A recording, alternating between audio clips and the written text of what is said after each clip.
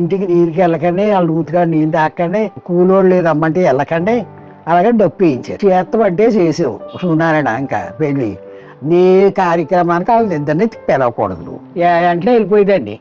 ఇంకా వెళ్తాం మానేసాను. ఆ 1965 డిసెంబర్లో పెళ్ళవండి. ఎప్పుడు ఎగిరిపోతామే, సందుల్లోంచి గొంతులోంచి వెళ్ళిపోయిందండి. ఈ గాజులు ఈ గొలుసు ఉండేది, గొలుసు తీసేగాక ఎప్పుడు తీయకూడదుమా, అలాగే మా అమ్మ వార్నింగ్ ఇచ్చేది. మా చుట్టాల బంధువుల్లో తిరగలేవు, నాకు అవి ఇష్టమే.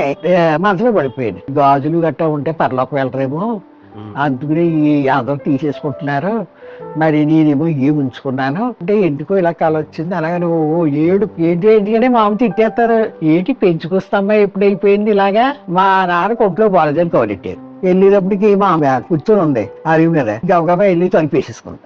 నువ్వు రావద్దు మా ఇంటికి, ఇంకా రావద్దని చెప్పాను కదా, నువ్వు ఇప్పుడు ఎందుకు వచ్చావు అని అలా ఉండిపోయాను.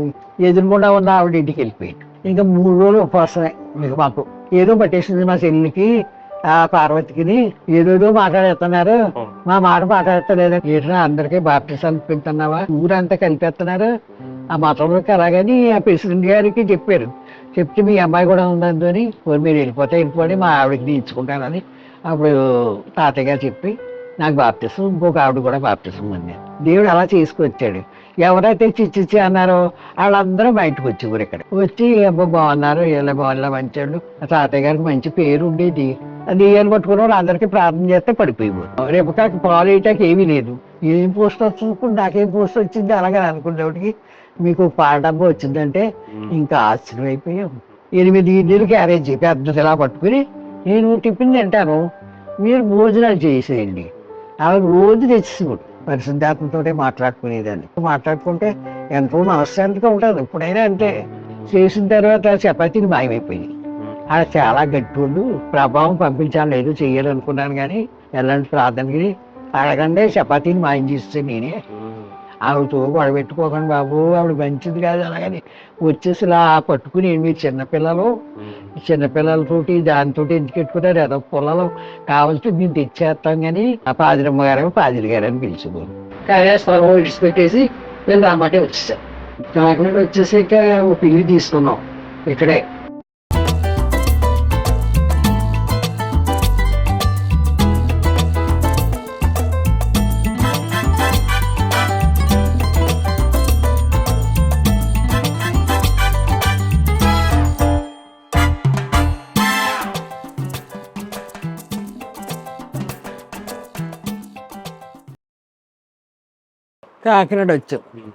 కాకినాడ వచ్చిన తర్వాత రేపు కానీ చిన్నీని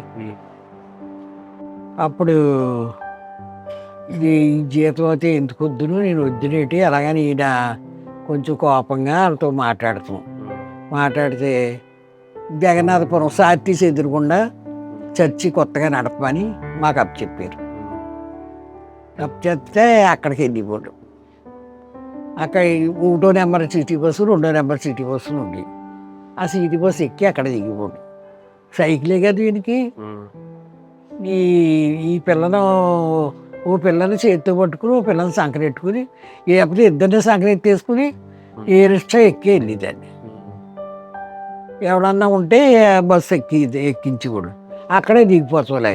ఇలా లోనికి వెళ్ళి ప్రార్థన చేసుకుని రావటమే. ఒక్కోసారి పిల్లల ఎవడన్నా చెప్తే ఒక పిల్లని తీసుకుని ఒక సంచి, మరి పాలు కలపాలి కదా, పాలు కలపడానికి ఒక సంచి, ఓ ఫ్లాస్కు, ఇవన్నీ పట్టుకుని వెళ్ళేదాన్ని. రోడ్డు అంటే వెళ్తాయి, ఎంతోమంది కాదుటోళ్ళు కనిపిస్తారు. ఒక్క సోడా కూడా తాగకూడదు. ఇప్పటికీ నేను సోడా బడ్డీగా నిలబడి సోడా తాగలేదు 2 సంవత్సరాలు. ఎవరో ఒకరు చూస్తే పలానోళ్ళు పొట్టి వెంకయ్య గారు అమ్మాయిలాగా ఆ బడ్డీ దగ్గర సోడా తాగుతుంది అంటారు. అది ఆక్షేపణ. నాకు అది కుదరదు. అలాగే వచ్చేసేదాన్ని. మళ్ళీ అలాగే వెళ్ళేదాన్ని. మరి పేరెస్పేటలో ఉండేవాళ్ళు వాళ్ళ ఇంట్లో ఉంటే, అక్కడ ఉన్నప్పుడు కూడా కొన్ని సోదనలు తెలిసిన అతనే ఈ దొరగారి మీద ఏదో కుట్ర పని, రౌడీలు తిరగటం, ఒక్కళ్ళ దూరం వస్తారు. ఇక్కడ గేటు ఉండేది, రైలు గేటు కాడ ఉండేవాడు దొంగలు. అలా ఉండేది అనమాట. ఈ నేను చిన్నపేట అంతా దొంగలే. మా ఇల్లు పట్టుకెళ్ళిపోయారు. కింద చచ్చి ఇల్లు కట్టేటప్పుడు అన్నీ చేయించి ఆ పక్కింటో అద్దుకున్నాం. పెద్ద ఇల్లు ఉండేది భాస్కరరావుది. 3 పార్సల్ ఇల్లు అనమాట. ఆ ఇల్లు అంతా పగల కొట్టేసి అమ్మేసాడు. అమ్మేసి కొంచెం స్థలం ఉంచుకున్నాడు. 12 లక్షలకి అమ్మేసాడు. అప్పుడు మేమేమో ఏమైందంటే బుజ్జిబాబు కడుపులో ఉండగా ఈ స్థలం అమ్మకానికి వచ్చింది. అమ్మకానికి వస్తే మా అమ్మ వచ్చి చేను డబ్బు 15,000 వచ్చినాయి అనమాట. ఇగో 10,000 అలాగే బుడ్లో పట్టుకుని వెంటనే డబ్బులు చేతిలో ఉండేవి కదా మా అమ్మకాయ. ఎవరికొకరికి ఇచ్చేయాలి. ఇగో లోనెట్టుకో ఈ డబ్బులు వచ్చినాయి అలాగని అంటే అంతలోకి తాతయ్య గారే అద్దె ఇవ్వటానికి వెళ్తే ఈ స్థలం అమ్మకానికి ఉందండి. ఏంటి బాబు అంటే స్థలం ఏదన్నా పాక వేసుకుని వెళ్ళిపోవాలి ఎక్కడికో చోటకి, అప్పుడు దాకా మీ ఇల్లు ఖాళీ చేయమని చెప్పారు. మా పిల్ల పెళ్ళి ఖాళీ చేయకపోతే ఎలాగనేమో ఆడ మీరే ఏంటి ఆ మంత్రుల దగ్గర ఉండేవారా? వీళ్ళ ఇంట్లో ఉండేవాళ్ళు. ఆ కలుపు మేడ వీధిలో వీళ్ళకి ఇల్లు ఉండేది. వీళ్ళు ఎక్కడ ఉండేవారు అంటే అక్కడ పరిచయం చేసేవారు కదా, ఏంటది వంతెన, అదే సార్టీసీ దగ్గర. ఇక్కడి నుంచి వెళ్ళేవాళ్ళు. ఇక్కడ నుంచి వెళ్ళేవారా? మరి ఇక్కడ పరిచయం ఇక్కడ బైబిల్ కాల్స్ కదా, అదే అభివృద్ధి అయింది. అభివృద్ధి అవుతే ఒక దగ్గర టీచర్ చేసేవారు, ఈ సేవ కూడా చేసేవారు. తాతయ్య గారు టీచర్ గారి మరి మార్కెట్ దీని మూడు పనులు ఆయనకి. మళ్ళీ అన్నీ బైబిల్ క్లాస్ సెలవు ఇచ్చిన తర్వాత 6 నెలలు ఇంటికి రారు, ఎక్కడో ఉండాలి. ఎప్పుడూ క్యాంపే. ఈ పిల్లలు ఇలా పెట్టి కూర్చొని ఏడ్చేదాన్ని. వాళ్ళ కొట్టడాకే లేదు, కొట్టబుద్ధి వేసేది కాదు. చిన్న చిన్న పిల్లలు సత్యక్క అలాగని మా అక్క అమ్మాయిలు ఉండి పని మనుషులు ఉండేవారు. ఎప్పుడు పని మనుషులే. అప్పుడు వచ్చి మా అమ్మ అన్న చూసి వస్తాను ఉండే అలాగని చూసి వచ్చింది. ఇదంతా పెంటలు స్థలం అంతా. బాబోయ్ ఇది ఒక కౌంట్ అవుతుంది అనమాట. ఆమెకి సాయిబాబా భక్తి. నమస్కారం అంటే సాయిబాబా అనేది. అయితే ఇది ఇక్కడి నుంచి అక్కడ వరకు 24 గజాలు 24 గజాలు కొనేపోయింది అమ్మమ్మ. మా అమ్మ నువ్వు తీసుకోండి పెళ్ళి అవుతుంది పిల్లలకి, 6 పిల్లలు.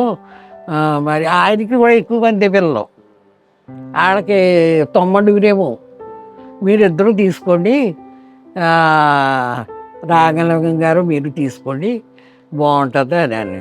బాబోయ్ నాకు డబ్బు లేదండి బాబు అంటే మా అమ్మ మన దగ్గర ఏదో డబ్బు ఉంది అనుకుంటుందేమో, మనం తీసుకోమంటది అంత స్థలం అసలు లేవు, 1000 రూపాయలే. ఈ 10,000 గొప్ప మనకి. అలాగే అయితే 10,000 ఆవిడ దగ్గరికి వెళ్ళి ఎందుకు ఇల్లు తీసుకోండి మీరు, ఆ ఇల్లు ఎందుకు, ఆ స్థలం ఎందుకు, పిల్లలతో ఉన్నారు అంటున్నారు, పిల్లలతో ఆ స్థలం మంచిది కాదు, మనుషులు గట్టగా పెట్టి స్థలం అది వద్దు, ఈ ఇల్లు తీసుకోండి ఇల్లు చాలా మంచిది ఇక అంటే వద్దండి ఇంత పరాయించలేదు. అంటే ఆ ఇల్లు కూడా మాకు తెలిసిన ఆవిడే కొనుక్కుంది. కొనుక్కుంటే అమ్మమ్మ 1000 రూపాయలు ఇచ్చేసి వచ్చింది. ఇచ్చేసి అగ్రిమెంట్ రాసుకొచ్చింది. అగ్రిమెంట్ ఎవరి పైన ఆయన పేరే, మా ఇంటి గారి పేరే. ఇల్లు తీసుకోమంటే తీసుకోలేదు. ఆ ఇల్లు తీసుకున్న డబ్బు లేదండి, ఏదో పాక వేసుకుంటాం అంటే పాక వేసుకునేటట్టు. తర్వాత మా బావయ్య ఈ డబ్బు ఏమో ఈవిడిచ్చి పెట్టి ఆవిడ పేరబ్బా ఇదేంటి దత్త రాదు ఆడికి వెళ్ళిపోద్ది మీకు రాదని చిచ్చి దౌడి బాజీ మాటలు ఆడది అలాగనేది మా అమ్మ. మా అమ్మ దౌడి బాజీ మాటలు మాట్లాడుకు పిల్లలతో ఉన్నాడు, అబద్ధం ఆడతాడా, తప్పు అలాగా అబద్ధం ఆడు, అతను చేయడు నాకు తెలుసు కదా అంటే నిజంగానే చేయలేదు. ఏటయ్యా అనేటప్పటికీ అక్కడి నుంచి నాగళ్ళు తీసుకొచ్చి మట్టి అంతా తీయించేసి బయటకు పోసేసి మరి గంగారపొడి తాటలు లారీలు ఉండి లారీలతో మట్టి లారీ ఇంకా చదువుతూ లేదు అలా వరుసగా వేసుకెళ్ళిపోయేవారంటే అంత ఎత్తి ఏం చేశారు. అంత లారీతో మట్టి ఏం చేసిన తర్వాత పాక పాక కట్టేశారు. అక్కడి నుంచి సామాన్ అన్నీ పంపిస్తుంది మా అమ్మ. తాడు చెట్లు కొట్టించి 10,000 ఓన్లీ అడ్వాన్స్ ఇచ్చినట్టు. అడ్వాన్స్ ఇచ్చింది అంతే. మళ్ళీ అడ్వాన్స్ ఇస్తే తర్వాత చేయించుకున్నారు. తర్వాత అక్కడక్కడ పోగేసి అమ్మమ్మ ఒప్పించింది. అసలు మా అమ్మ సహాయమే ఇది. ఏదో కొద్దిగా తెచ్చి ఆవిడ ఆ స్థలంగా ఆవిడ 3,000 కప్పుకుంది. 3,000 మెడపేటలో ఉండేది సాయిబాబా బత్తి. ఎవరితో చెప్పకండి 3,000 ఉన్నారు, పిల్లలతో ఉన్నారని. నేను ఆ 3,000 అప్పు ఉన్నాను మీకు. ఈ స్థలం అంతా 7,000. అంతే 7,000. 10,000 ఇచ్చిందా ఇచ్చిందా? 10,000 ఇచ్చిందని చెప్పు కదా. 10,000 కదా వెయ్యి అనుకుంటాను. ఇచ్చిందా? మొత్తానికి 7,000 ఈ స్థలం. స్థలం అంతా 7,000. స్థలం అంతా 7,000. ఈ బోరింగ్ ఏమో 10,000 15,000 పెట్టి బోరింగ్ వేయించుకున్నాం. కూడా వేయించుకోవడానికి ఎక్కువైంది మాకు. ఎందుకో ఇక్కడ లేదు ఇది. పెద్ద పైప్ లైన్ తీసుకొచ్చారు. పైప్ లైన్ తీసుకోవడానికి మనిషికి 4,000 వేసుకుని తీసుకొచ్చారనమాట. 4,000 వేసుకుని అంతా పోగేసి 50,000 కడితే 50,000 ఏమో గవర్నమెంట్ వాడు వేసుకుని లక్ష వేసుకుని మెయిన్ లైన్ వేసాడు. అలాగే మెయిన్ లైన్ లేదు, అక్కడికే ఉంది మీరు ఎక్కడికి వచ్చిన తర్వాత మెయిన్ లైన్. ఇది ఇంత దారి ఉండేది అంతే, నడిచి వెళ్ళిపోయే దారి. తర్వాత రోడ్డు వేసి ఎంత డెవలప్ అయింది. డెవలప్ అయితే తాగినోళ్ళు వచ్చి ఇలా పడుకుని పోయారు ఇక్కడ.